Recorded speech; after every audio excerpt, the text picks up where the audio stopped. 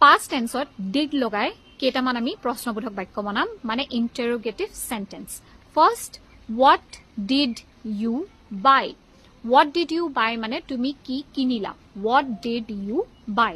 মানে what did লগাৰ পাছত লাষ্টৰ যেটো আমি verb use কৰিম that verb should be in present tense. প্ৰথমতে যেহেতু আমি did ব্যৱহাৰ কৰিছো লাষ্টত বা মাজত যেতিয়া আমি আৰু এটা verb ব্যৱহাৰ কৰিম এটা বাক্যত কেতিয়াও দুটা একেলগে past tenseৰ verb নবহে গতিকে পিছৰ verbটো আমি by present tense ব্যৱহাৰ কৰিছো গতিকে এই ধৰণৰ বাক্য আমি আৰু বনাবলৈ চেষ্টা কৰিব পাৰো by টোৰ ঠাইত আমি eat লগাই দিব পাৰো What did you eat? তুমি কি খালা? What did you buy? তুমি কি কিনিলা? What did you eat? তুমি কি খালা? What did you say? তুমি কি কলা? Okay?